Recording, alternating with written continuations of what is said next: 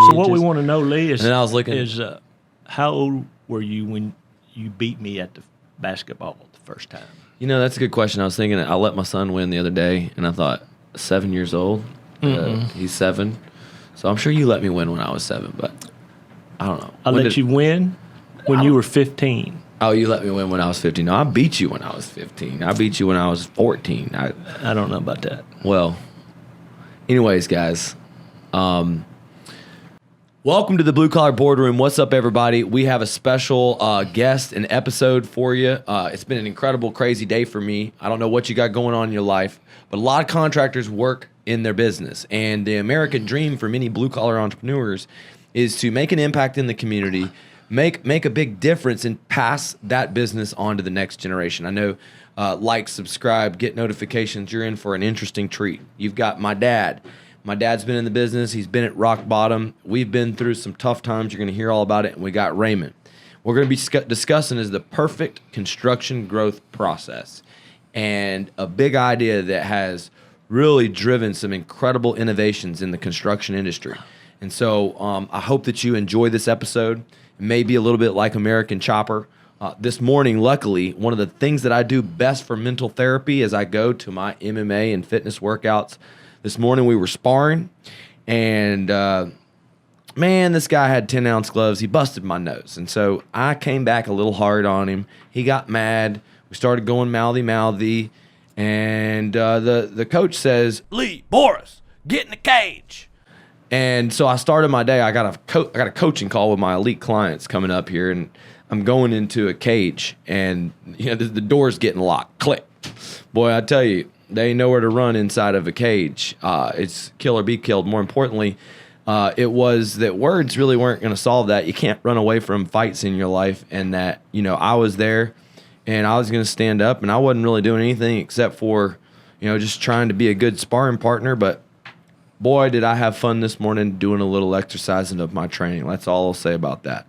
The guy was a nice guy, so we won't talk about what happened, but it was very enjoyable for me. My skills are improving on the daily, but my dad's been helping me improve by basically kicking my ass in business my whole life. And in this little conversation, we're going to talk about our fight for the American dream and how it's really had technology and construction at the heart of it, and how two guys who are not really what you consider technology experts or super geniuses are really changing the roofing industry and the contracting industry, and that's me and my dad. And Ray has really been a big part in helping implement that. So, guys, welcome to the show, man. Appreciate having y'all. Thank you, Lee. What's going on, Lee? Did you get it in the nose today? I did. I got my nose busted. You should have been there. You probably would have laughed. But it was fun, and I did a great coaching call. I had to deliver extra energy, and now there won't be so much argumentative bad energy between me and you, because we're only after the truth. And a lot of times people get scared to speak the truth. One thing is me and him will say something in the pursuit of truth. Business is separate from family, and every moment people say stuff they don't always mean. So we're able to kind of forgive and forget, move on to the next set of problems. What is the mission that you are on? What is Donnie Haight's mission? The mission I'm on is to come up with the ultimate system so that I can sleep comfortably at night, okay? And in order to do that, we're going to have to sell $1 billion worth of roofing. Good thing we're aligned in that vision, because that's what we're after. People are making fun of us, say they can't be the Chick-fil-A of roofing. It's not just the Chick-fil-A, it's the efficiency, it's the quality of service. My dad's always stood behind every job, and one thing, I was a party animal, and less than 3 or 4 years into the business, I'm calling him to stay out of jail one night in Akron, Ohio. We'd barely done enough business to get by, but some even during the tough times, my dad was not just a coach, but he was patient with the animal.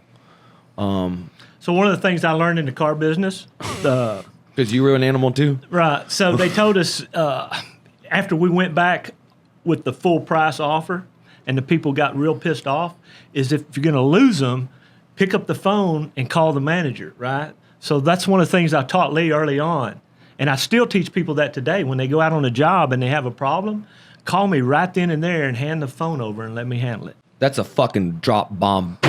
Look, when the student is ready, the teacher appears. So when you are in a relationship with a mentor and you want to learn a craft, you want to be like that guy, you want to make the money that guy does, you got to ask the questions. Tell them a story when you were in Miami, didn't know how to sell roofs, and there was a room full of people. What did you do?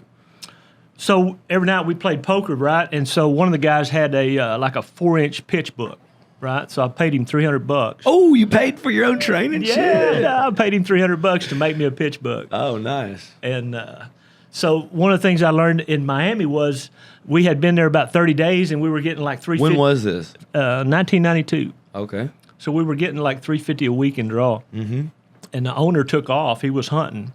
There was like 30 guys and they had 100 or 200 jobs deep, and it was chaos, right?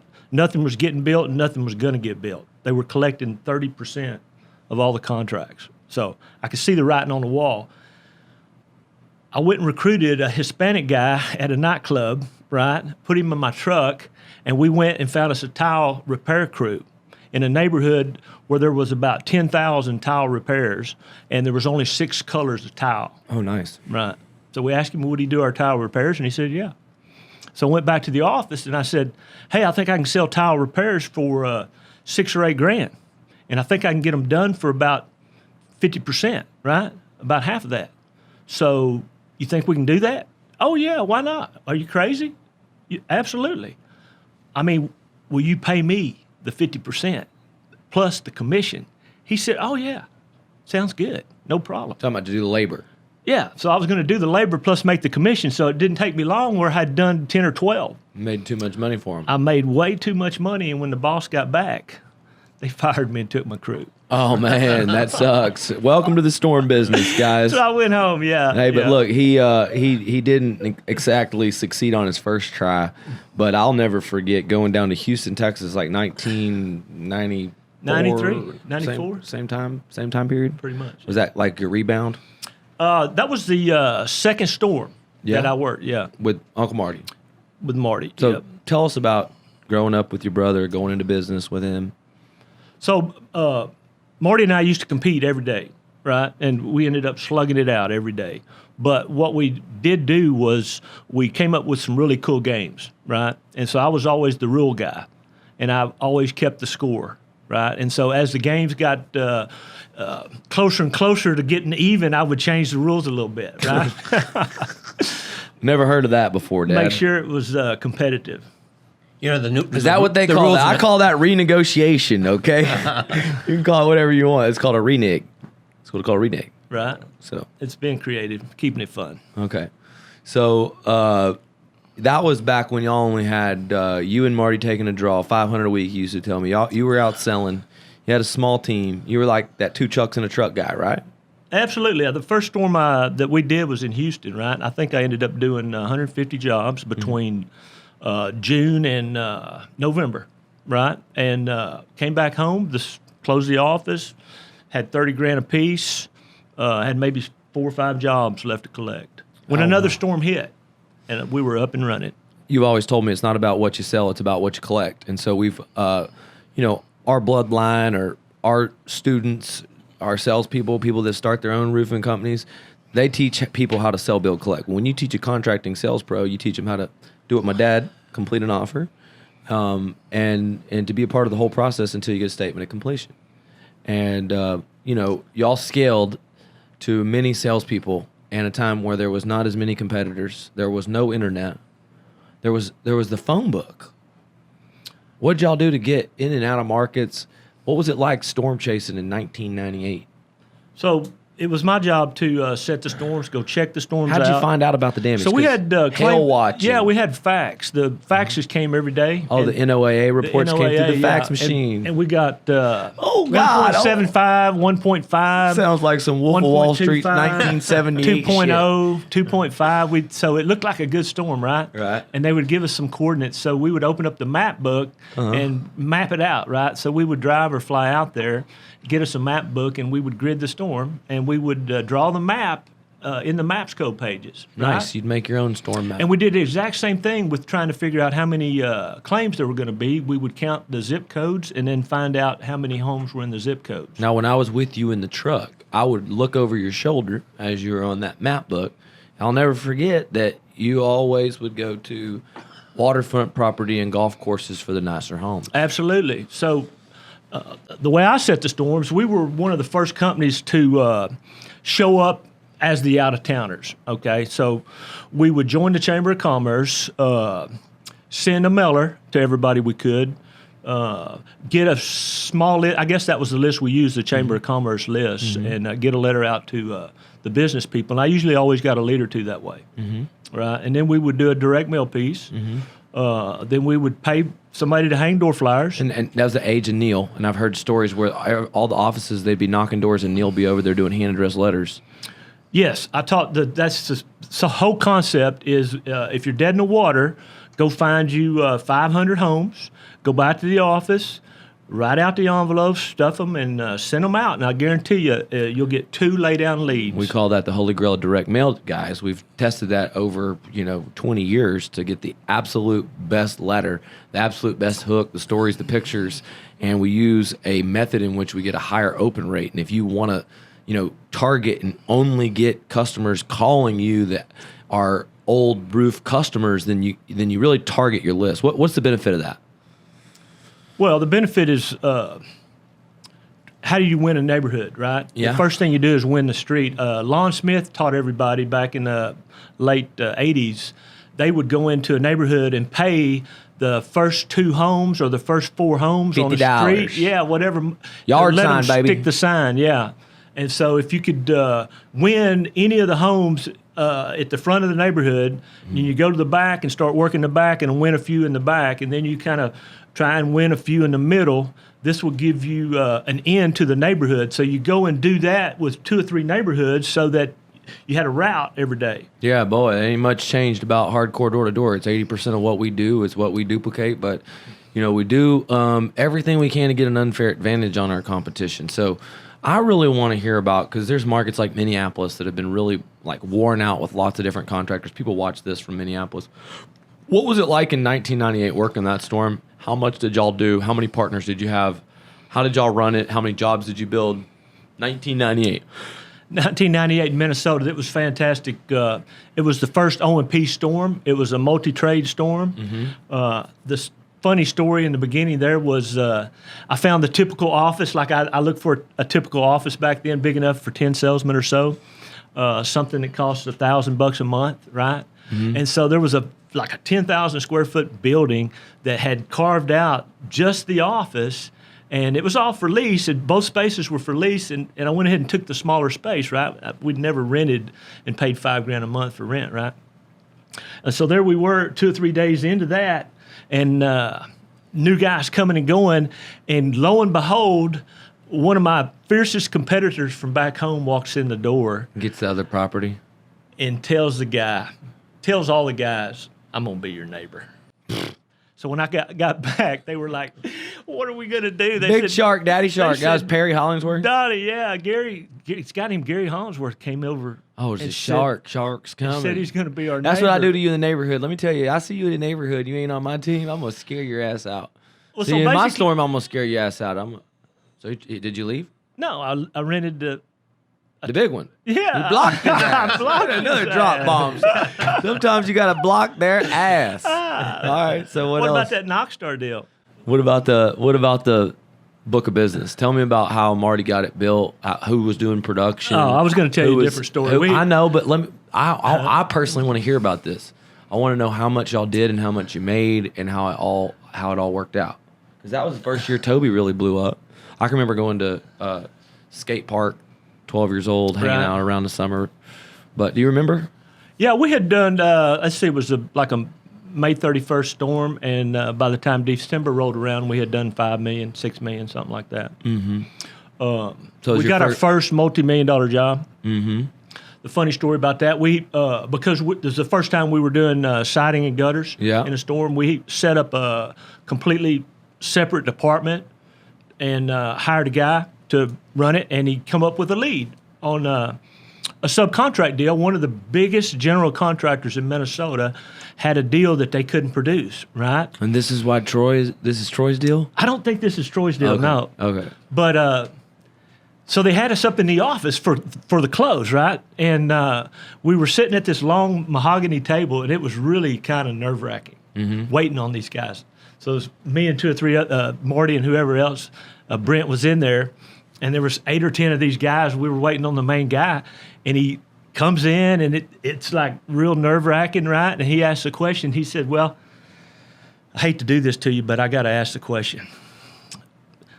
We heard maybe you guys have some illegals. Ray, do we hire illegals? Never. Okay, so what are you going to do about that? And What'd you tell him?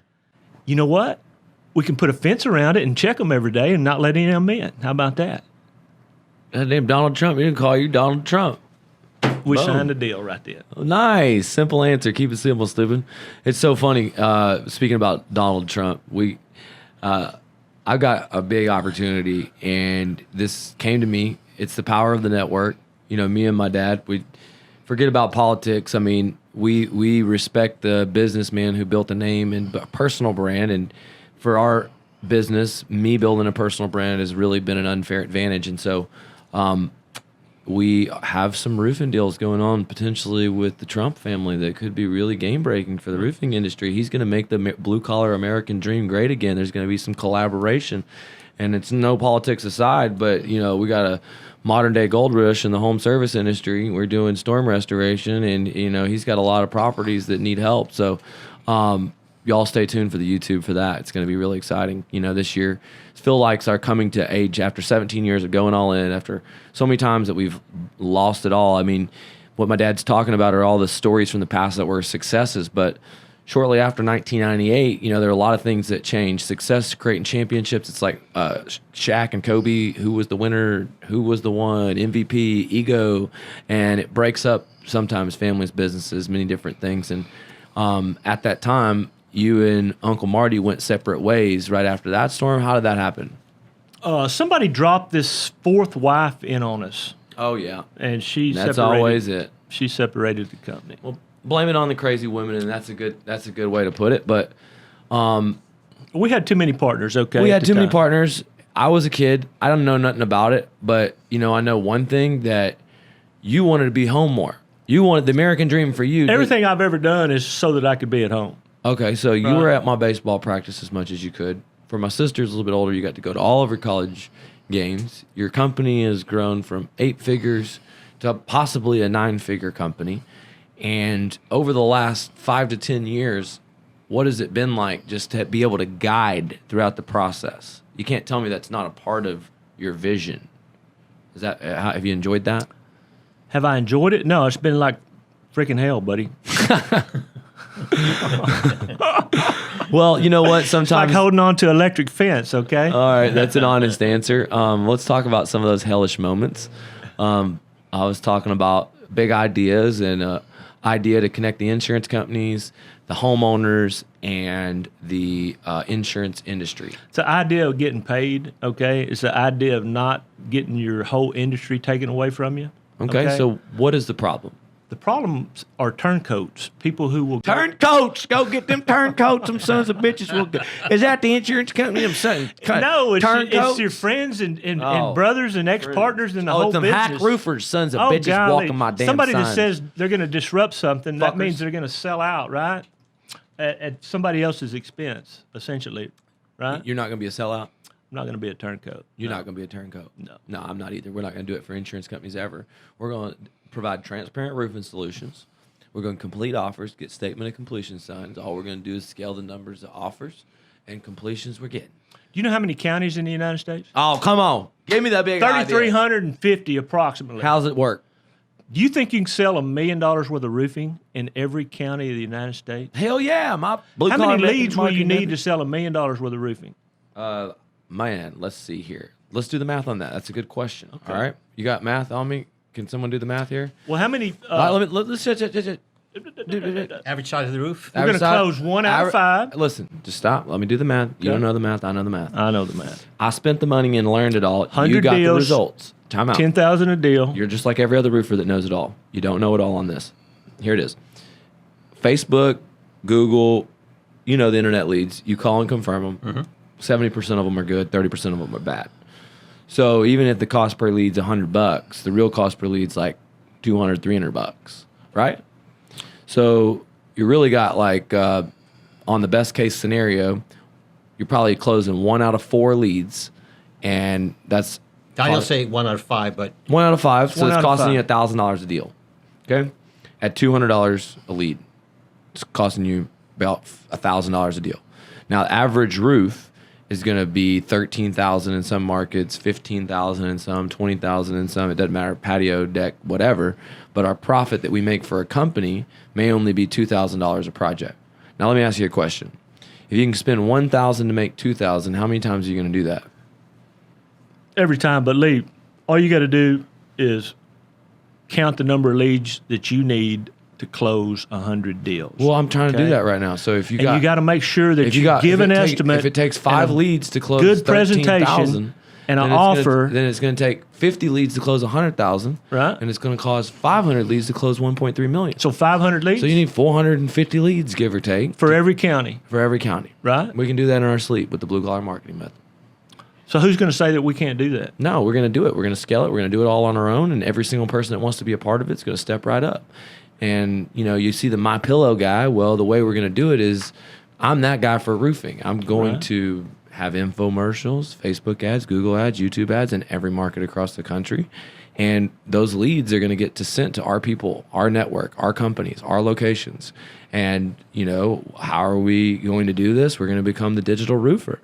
We're going to partner with our clients. We're going to offer transparent roofing solutions. We're going to eliminate costs and give efficiencies to insurance companies. We're going to execute the big idea. We want to build a cryptocurrency for the insurance and claim coin market. Tell me about the cryptocurrency you talk about. Why don't we just call it a unit of measure? Okay, tell me Why don't about you it. break the pay agreement into tasks? Okay. Okay. Why don't Tell you us pay about like that. 20 or $25 for each of the tasks? I like that. So why don't you let the guys have an app that connects to their bank account, okay, so that they can cash flow by completing offers, right? Mm-hmm. So that they get trained and motivated to complete 2 offers a day. I like Okay, that. and why don't you tell them that if they don't complete 2 offers a day, they don't get a draw? The only thing that we don't exactly agree on is that I want to make sure that ink is there, baby. It's got to be a confirmed sold deal. Okay. You can complete the offer all you want, but I want that guarantee that I got the contract contingent upon approval. I got the claim number. I love the ink. If you're watching this and you're a hardcore door-to-door soldier, comment below hardcore door-to-door. But,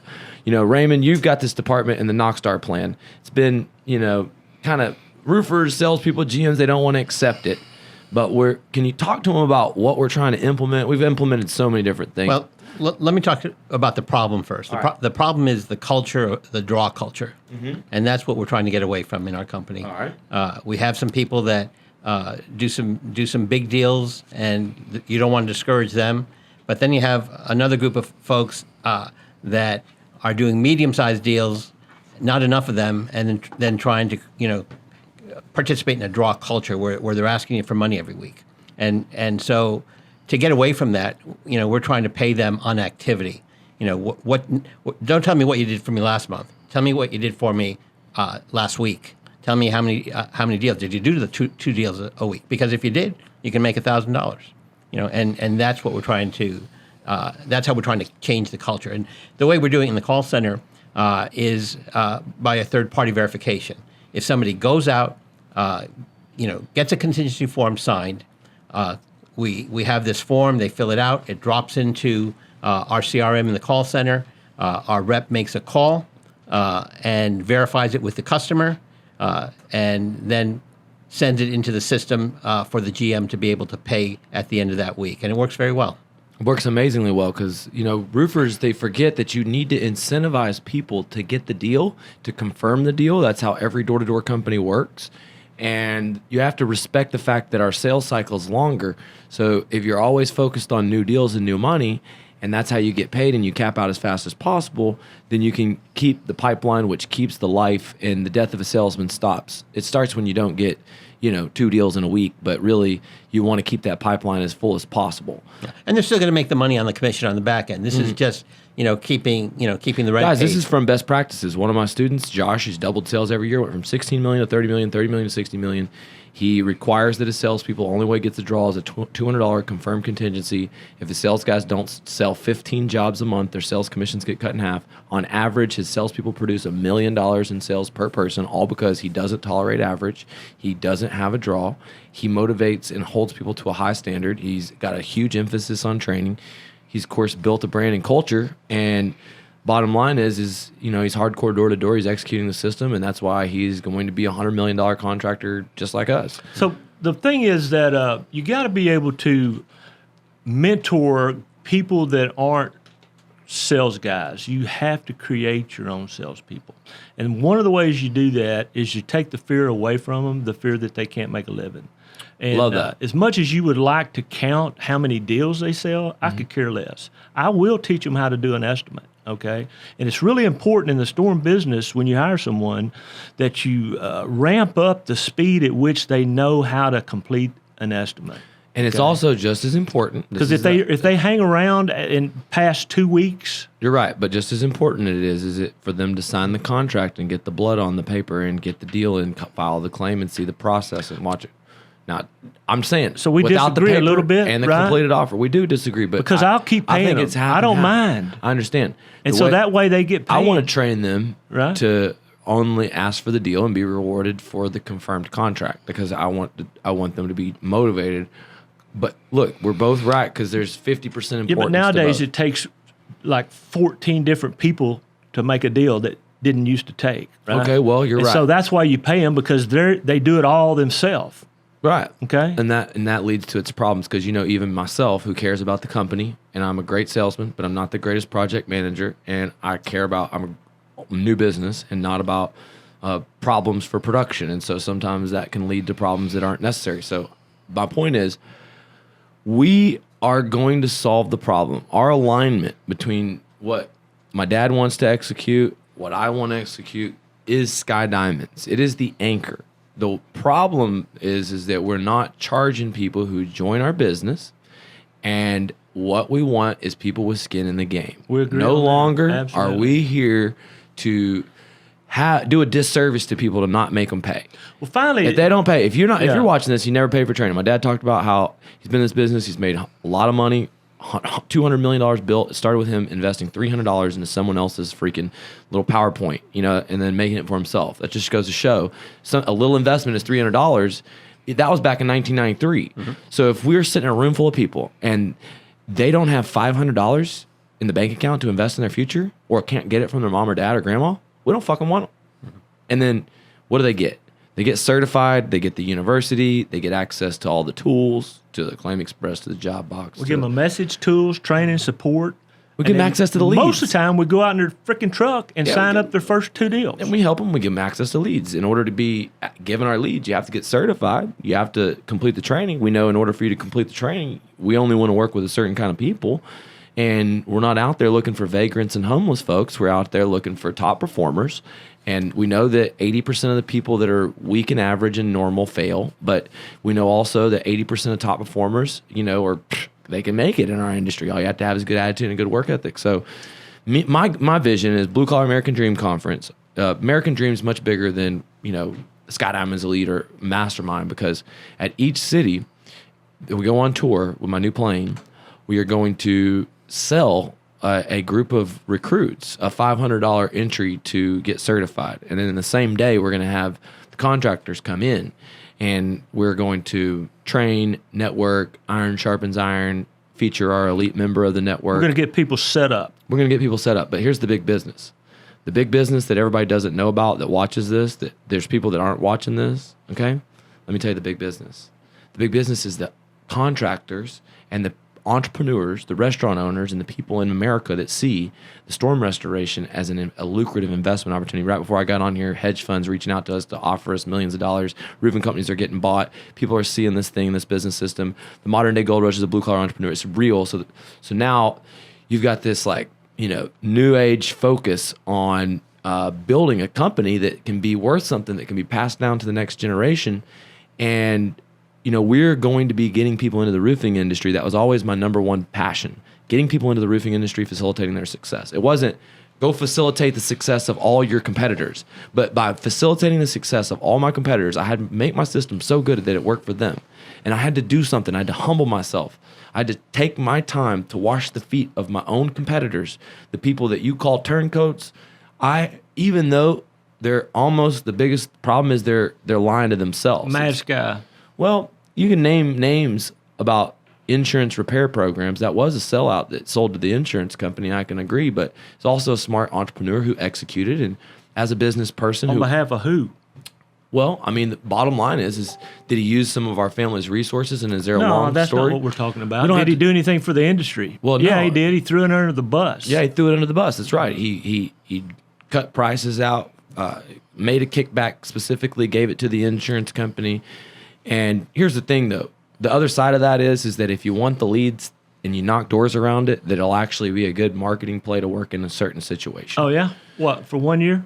2 years? No, How about I the mean- guys that just went out of business in Nebraska? Well, look, It was good for them, it's wasn't it? not what. Listen, there's got to Because be a that was gift the, and a that was curse the out of pitch they everything. told themselves. Well, either way, Get you in the neighborhood. either way, my point is, I heard some other guys. I don't care. It's use not the in my same lane. pitch, It's not in my okay? lane. I don't get mad about other people's failures. I don't or get mad at their successes other- because I have so much success to execute. I don't have time for negativity, and I want to be 100% real.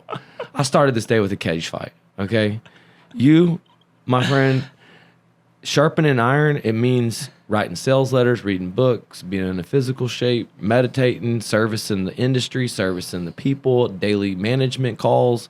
The flow of us in our daily management call. Phew, some days it's rough. Tell them about what happens when we start off and I'm in a bad mood. Oh my God. Yeah, it's a rough way to start off a day. I got to get better, but I'm getting better. I'm in a different time zone, so It's fucking 7 a.m. 7:15. God damn it. Lee's on a tirade about something, and it's a rough way to start the day. And I'm working on it, Ray. So tell us But, the you know, story, Ray. let- How did you get into the company? well, that's another story. I want to, and I'd be happy to tell you that. But one thing that has been said here that I don't know if I agree with is, you said you want to sell 1 billion roofs, and you talk a little bit about the money, but in your company it's all about personal development. No, it's all about personal development. It's and- building and- wealth for blue collars. Yeah, and in Donnie's vision, it's all about the social good. So that's one thing that I would hate anyone to walk away from here saying that this is all about the money, Yeah. because there's a lot of people that if you stop paying them, I think that it would take them 3 months to stop working here. Well, if it was all about the money, we would have slowed it down. We wouldn't have had so many people. We would have took more out of our company. We've reinvested into technology. We've reinvested into people. We've reinvested into marketing systems, coaches, consultants, everything that you can think of to make this idea, and the idea's evolved. And, my dad never thought we were going to get movement, through a personal branding movement, through training the other contractors, through an online university. But we also got trained, and there's no such thing as bad teams. There's only bad leaders. And my dad has done one thing. He has let me make the mistakes and lead this company since I was a very young person. It's taught me a lot of lessons. I've made a lot of mistakes. And what that means is the company's growth is inhibited by my development. The less mature I am, because I'm ADD, or I like to party, I like to drink, or maybe I smoked pot or was a little forgetful. My point is, I had to learn how to grow up. I had to learn how to eat the toad. My wife helped me a lot, but over the years, as I scaled, I realized I was bringing more chaos into my life.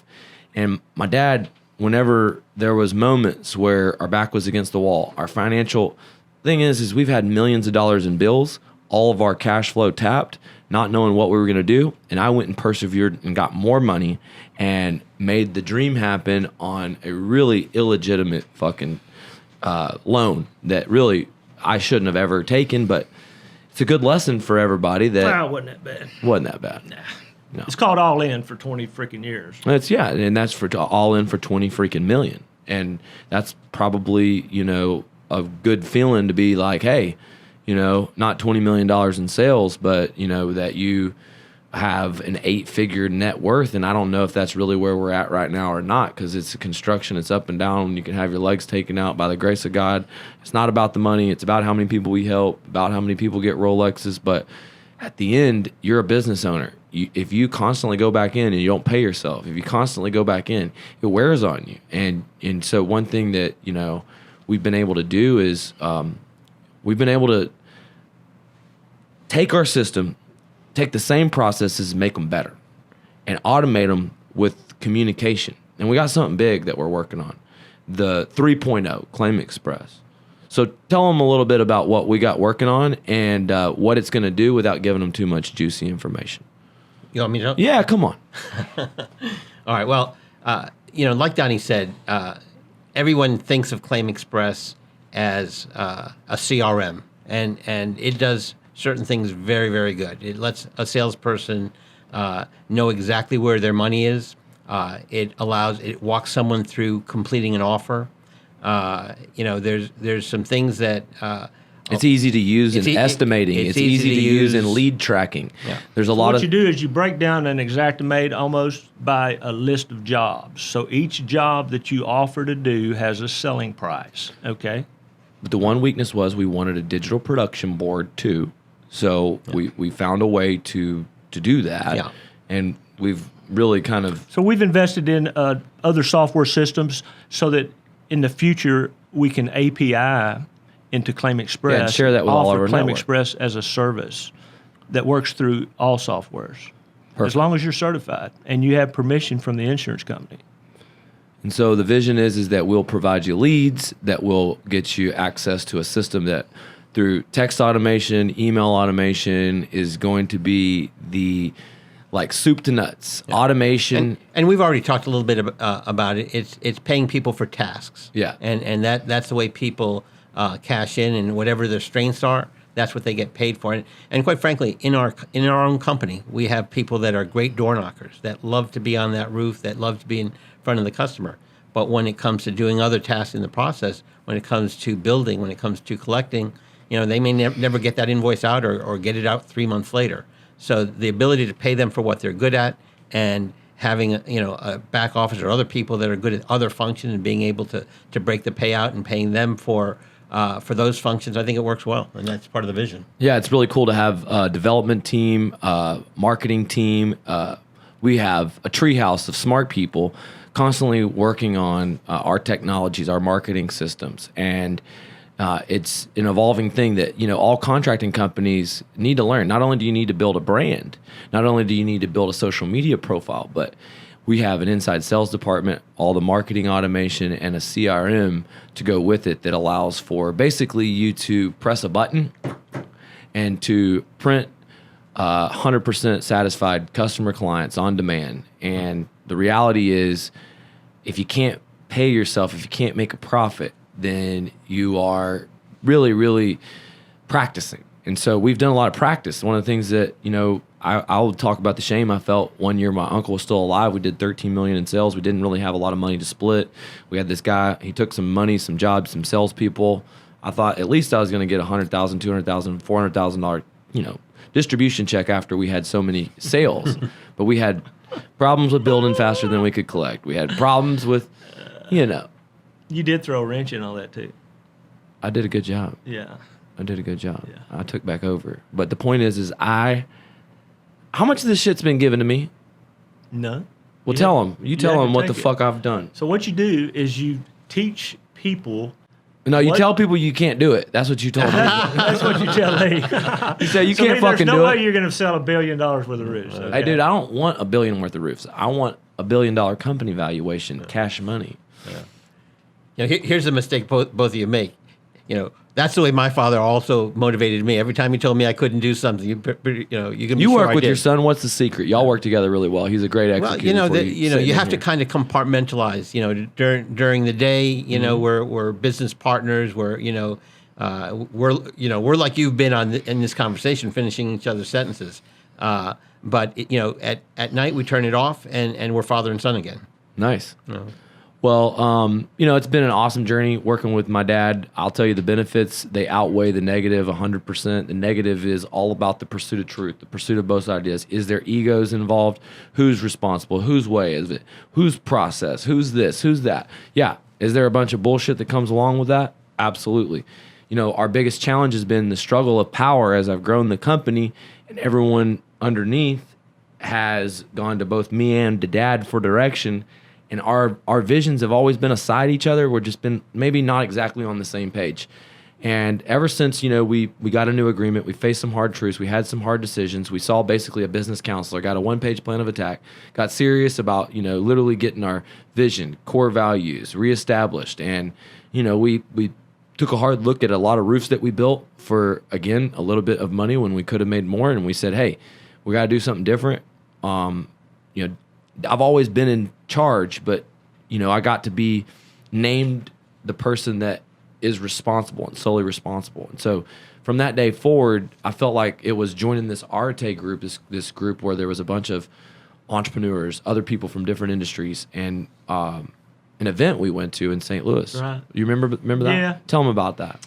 So Mr. Milet was playing golf with his son, and his son had never won a tournament or had been very good, and he'd always played with these guys who were state champions or whatever. They were PGA golfers' sons. And so they were playing one day, and Ed Milet and his sons with the PGA golfers' sons. it was the 9th hole, and something about going and getting the drinks for everybody. Yeah, they said, hey, little Eddie, you're not going to win this. You're 12 strokes back. Go get the hot dogs and drinks. And he said, don't talk to my kid No, he that said, way. don't fucking talk to my kid that way. He told us that we don't fucking go get anyone's fucking hot So dogs and drinks. he pulled him We're aside. going to fucking win this shit. You're going to win. We're going to win. We're going to win, motherfucker.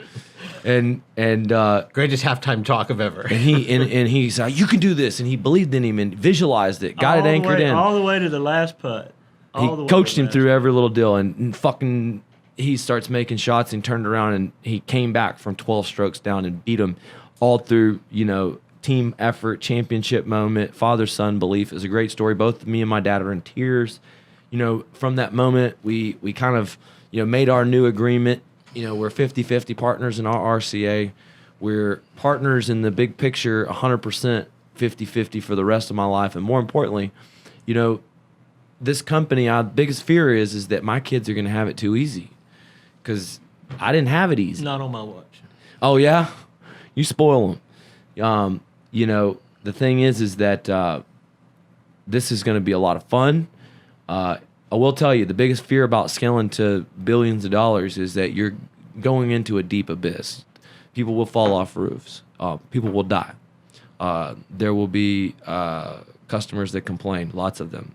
There will be people that call you out, that come through the system, that don't do their part, but they tell you on the internet that you screwed them. There will be battles, a lot of battles. And so hopefully, guys, there's does that make you not want to do it? Because in America, I can buy you out. That If I we could have get to $10 do, million guys. to give him, he could just go put it in crypto and he could become a billionaire Right. through that. Can I get you $10 million? So what? Essentially, we're going to have to We take prepare 10 the million? whole United States I'll buy you out right now for $10 million.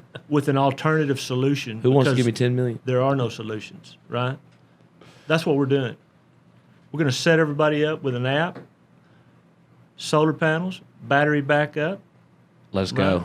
Here we go. We're taking over the world, guys. We're going to have more episodes like this. Stay tuned. Subscribe, comment, some real shit. Working with your family is great, but being able to pass a great business that runs it on to the next generation, that's the greatest thing, teaching the lessons. My dad taught me through a book, Og Mandino. I was in trouble, and he would make me read this parable, and I have to go and recite it into the mirror. What is that? The greatest salesman in the world. What's the parable? Today, I begin a new life. Today, I shed my old skin, which has too long suffered the bruises of failure and the wounds of mediocrity. Amen. Amen. All right, guys, we'll end it with that. Comment below if you enjoyed this. Subscribe for new episodes. That's the last for the Blue Collar Boardroom.